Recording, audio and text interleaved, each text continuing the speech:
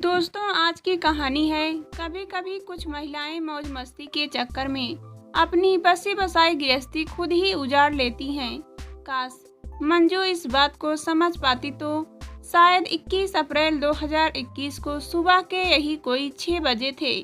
तभी गांव सबरामपुर के रहने वाले राकेश ओझा के घर से रोने की आवाज आने लगी।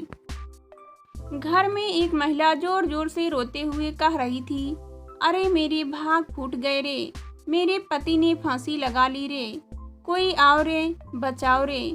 रुदन सुनकर आसपास के लोग दौड़कर राकेश ओझा के घर पहुंचे।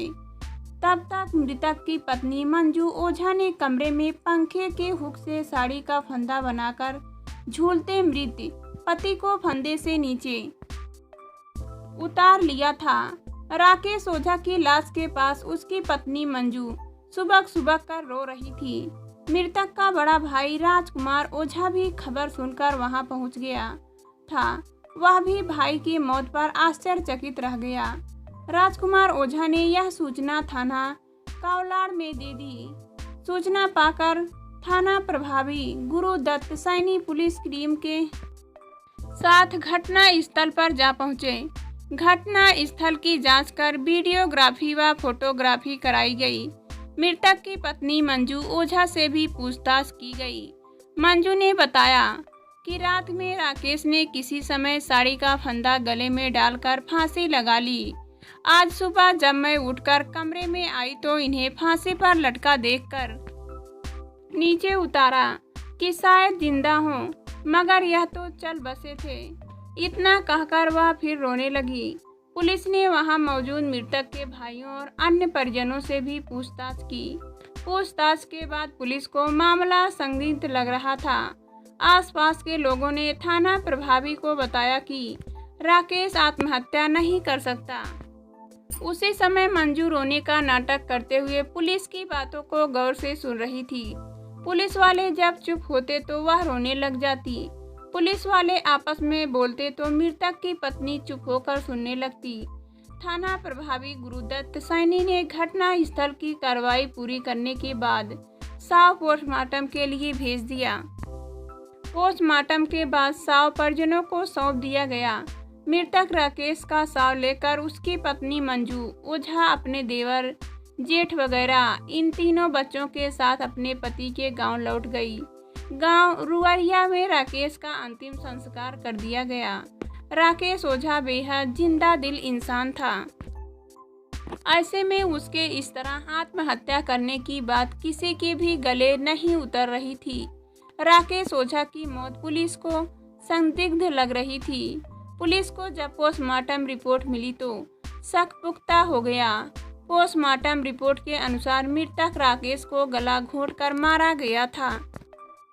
तब डीसीपी प्रदीप मोहन शर्मा ने एक टीम गठित कर निर्देश दिए कि जल्द ही जल्द राकेश ओझा हत्याकांड का पर्दाफाश कर हत्यारोपियों को गिरफ्तार किया जाए। टीम के एसपी हरिशंकर शर्मा, थाना प्रभारी गुरुदत्त सैनी आदि को शामिल किया गया। टीम का निर्देशक एडिशनल डीसीपी राम सिंह के हाथों सौंपा गया।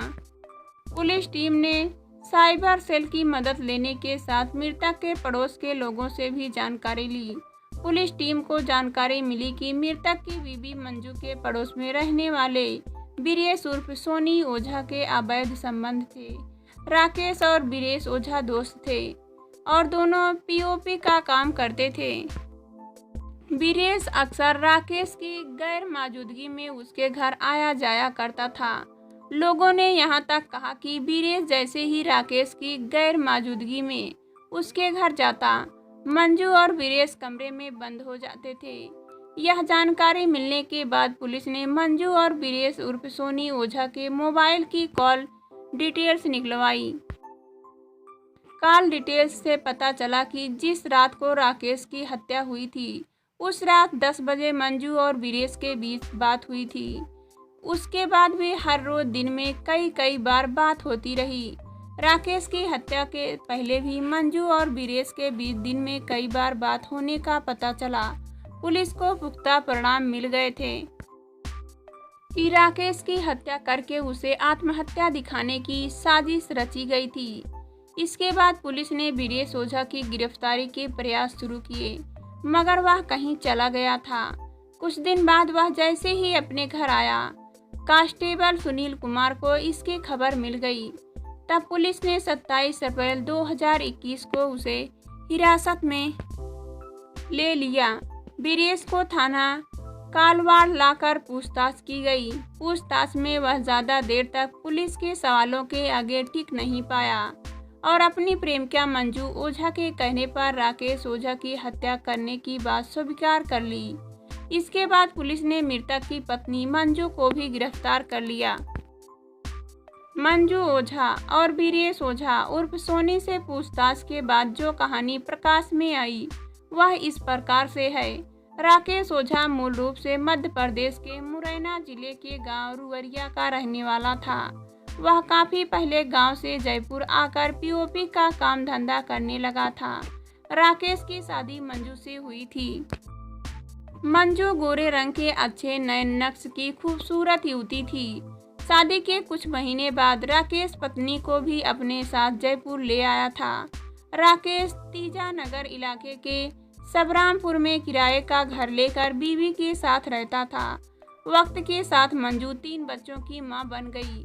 इनमें एक बेटी और 2 बेटे हैं, जिनका उम्र 7 साल, 4 साल और 2 साल है। राकेश पीओपी का अच्छा कारीगर था, इस कारण उसकी मजदूरी भी अच्छी थी।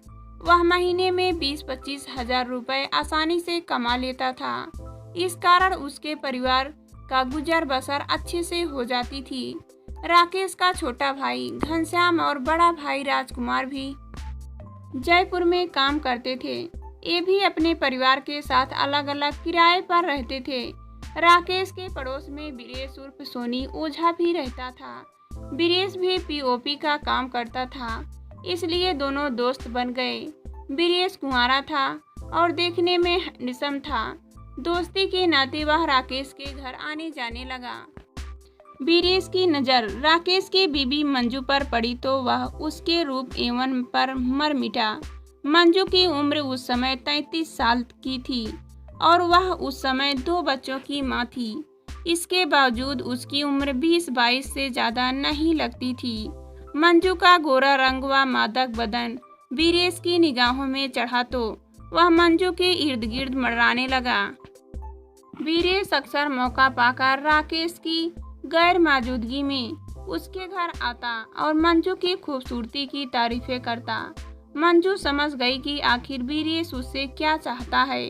राकेश ज़्यादातर समय अपने काम पर बिताता और रात को घर लौटता तो खाना खाकर सो जाता। पत्नी की इच्छा पर वह ध्यान नहीं देता था। ऐसे में मंजू ने अपने से उम्र में 6 साल छोटे वीरेश से पहले नजदीकियां बढ़ाई और फिर अपनी हर्षतें पूरी की। इसके बाद यह सिलसिला चलता रहा। वीरेश नई उम्र का जवान लड़का था, ऊपर से वह कुंवारा भी था। ऐसे में मंजू उसे पति से ज्यादा चाहने लगी। काफी समय तक दोनों लुप छुप कर गुलछरे उड़ाते रहे। किसी को कानो कान खबर नहीं हुई, मगर जब अक्सर राकेश की गैर मौजूदगी में वीरेश उसके घर आकर दरवाजा बंद करने लगा तो आसपास के लोगों में कानाफूसी होने लगी। इसी दौरान मंजू तीसरे बच्चे की मां बन गई। मंजू और वीरेश की बातें और आपस में व्यवहार देखकर राकेश को उनके संबंधों पर शक होने लगा था। ऐसे में राकेश को एक पड़ोसी ने इशारों में कह दिया कि वीरेश से दोस्ती खत्म करो, उसका घर आना बंद कराओ, यही तुम्हारे लिए ठीक रहेगा। इसके बाद राकेश ने मंजू से सख्ती करनी शुरू कर दी तो मंजू बौखला गई। उसकी आंखों में पति खटकने लगा। मौका मिलने पर मंजू अपने प्रेमी वीरेश से मिली। दोनों काफी दिनों बाद मिले थे। मंजू ने वीरेश से कहा, राकेश को हमारे संबंधों पर शक हो गया है। वह तुमसे बात करने की मनाही करता है, लेकिन मैं तुम्हारे बगैर जी नहीं पाऊंगी। राकेश हम दोनों को जीने नहीं देगा। ऐसा कुछ करो कि सांप भी मर जाए और लाठी भी न टूटे। मंजू, मैं भी तुम्हारे बिना जी नहीं सकता। राकेश को रास्ते से हटाकर हम दोनों शादी कर लेंगे। इसके बाद हम अपने हिसाब से मौज मजे से जिंदगी जिएंगे। वीरेश बोला, मैं भी तुमसे शादी करना चाहती हूँ, मगर यह राकेश की मौत के बाद ही संभव है। हमें ऐसी योजना बनानी है कि राकेश की हत्या को आत्महत्या साबित करे। बाद में जब मामला ठंडा पड़ जाएगा तब हम शादी कर लेंगे, मंजू ने कहा। इसके बाद दोनों ने योजना बना ली। 20 अप्रैल 2021 के रात मंजू ने तीनों बच्चों को खाना खिलाकर कमरे में सुला दिया और उनके कमरे का दरवाजा बाहर से बंद कर दिया। मंजू ने राकेश को खाने में नींद की गोलियां दे दी थी, जिससे वह कुछ ही देर में गहरी नींद में चला गया। फिर रात 10 बजे मंजू ने वीरेश को फोन कर घर बुला लिया। वीरेश और मंजू राकेश के कमरे में पहुंचे। वीरेश ने राकेश के गले में कपड़ा लपेटकर कस दिया। थोड़ा छटपटाने के बाद वह मौत की आगोश में चला गया। राकेश मर गया। तब वीरेश और मंजू ने साड़ी राकेश के गले में लपेटकर उसके शव को पंखे के हुक से लटका दिया, ताकि लोगों को लगे कि राकेश ने आत्महत्या की है। इसके बाद वीरेश अपने घर चला गया और मंजू सो गई। अगली सुबह 6 बजे उठकर मंजू ने योजना अनुसार राकेश के कमरे में जाकर रोना चिल्लाना शुरू कर दिया। तब रोने की आवाज़ सुनकर आस पड़ोस के लोग और मृतक के भाई वगैरह घटना स्थल पर आए। तब तक मंजू ने राकेश का शव फंदे से उतारकर फर्श पर रख लिटा दिया था। इसके बाद पुलिस को सूचना दी गई और पुलिस ने कार्रवाई कर राकेश ओझा हत्याकांड का पर्दाफाश किया। पुलिस ने राजकुमार ओझा की तरफ से मंजू ओझा और उसके प्रेमी वीरेश ओझा उर्फ सोनी के खिलाफ भांडवे की धारा 302, 201, 120 में के तहत रिपोर्ट दर्ज करा ली। आरोपियों से मोबाइल और गला घोटने का कपड़ा व साड़ी जिसका फंदा बनाया गया था पुलिस ने बरामद कर ली। पूछताछ के बाद मंजू और वीरेश को 28 अप्रैल 2021 को कोर्ट में पेश कर न्यायिक हिरासत में भेजा गया था।